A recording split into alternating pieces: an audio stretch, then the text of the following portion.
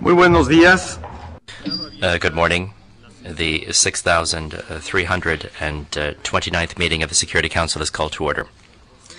The provisional agenda for this meeting is before the Council in document S/agenda/6329, which reads, and I quote, "The situation in Côte d'Ivoire," end of quote.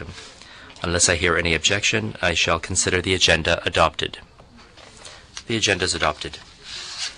I should like to inform the Council that I have received a letter from the representative of Côte d'Ivoire in which he requests to be invited to participate in the consideration of the item on the Council's agenda.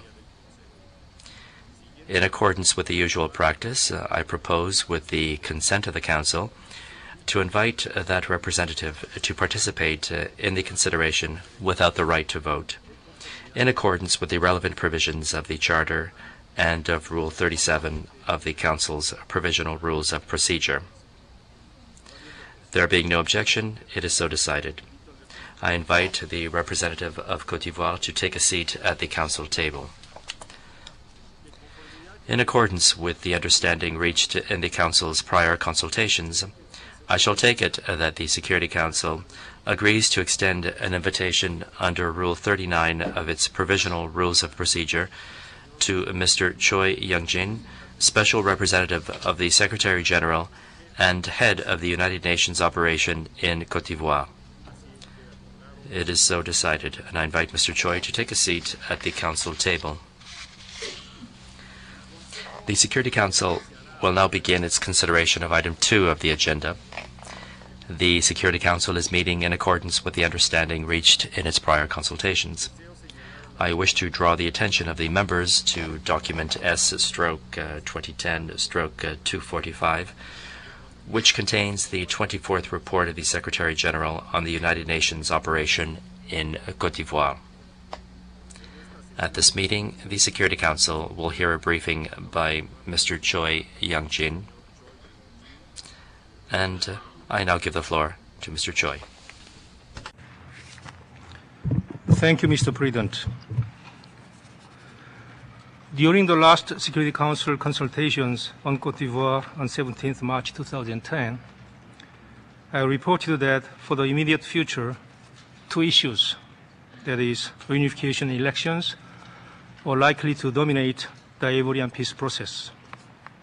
Indeed, since last March, the pairing of reunification and elections has emerged as the governing dynamics of Ivorian politics. Unfortunately, it has produced a political impasse, which proves to be as complex as delicate. The reason for this impasse is that the three major protagonists of the Ivorian crisis are now dealing with their core interest. The presidential camp wants reunification before elections. The opposition wants elections before reunification, and the Force Nouvelle wants identification before reunification. And by virtue of their ambiguities, the Ouagadougou Political Agreement, the OPA, provisions allow each of the three major protagonists to claim legitimacy in support of their core interest. This political stalemate is hardly encouraging. Indeed, during the 8 years since the outbreak of the crisis, perennial delays in implementing the various peace agreements have been a source of deep frustration for the Ivorian people as well as the international community. It is all the more so since the elections appeared to be within our grasp until several months ago. The full ownership of the peace process by the Ivorian parties, as defined in the OPA, comes with an obligation to make it work. The events of February and March 2010 have demonstrated that the continuing failure to hold elections in Côte d'Ivoire and materialize the unification of the country contributes to heightening tensions and hampers constitutional, political, economic, and social normalization. It is against this backdrop that the technical assessment team has visited Côte d'Ivoire in April with a view to formulating options for the future of UNOSI. the mission considered 4 options. First, strengthening of UNOC's mandate to organize elections. Second, withdrawing the operation. Third, maintaining the status quo. And fourth, rationalizing the operation's mandate and subsequent reconfiguration. The first option, that is, the organization of elections by UNOC, has been strongly recommended by the opposition. The second option, the withdrawal of UNOC, has been recommended by some observers, claiming that the perennial delays of elections and unification would no longer justify UNOC's presence in Cote d'Ivoire. The third option, that is status quo, has been recommended by the Force Nouvelle and the facilitator on the ground that despite the failure of producing elections, the OPA did make a considerable contribution to the stabilization of the situation in Cote d'Ivoire, and significant achievements such as the mobile court operation, the identification operation, and the production of the provisional list, and others.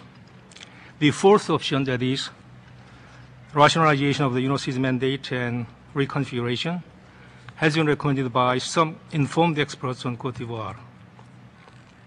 Amid this complex and delicate situation, and after much reflection, it is recommended, as indicated in the 24th report of the Secretary General on the United Nations Operation Cote d'Ivoire, which is before you, that UNOC maintains its current strength of its military and police components until the end of 2010. Should this recommendation meet with the approval of the Security Council, the Secretariat would conduct a review of the Ivorian peace process and submit further recommendations on the future of UNOC before the end of the year. Meanwhile, UNOC shall maintain 3 priority objectives for the immediate future, as reported in the previous briefing.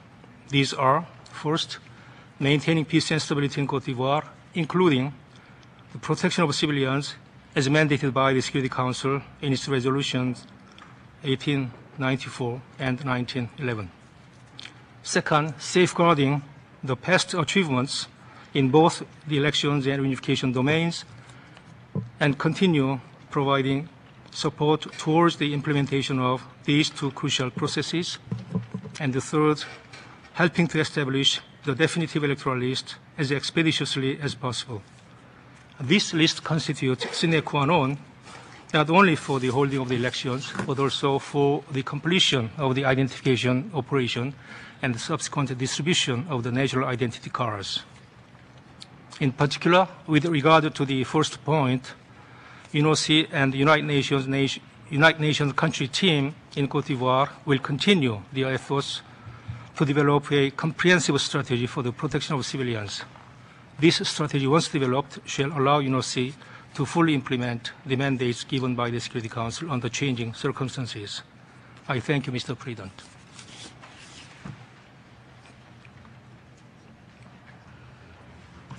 Muchas gracias. Agradezco al señor. I thank Mr. Choi for the briefing he has given us.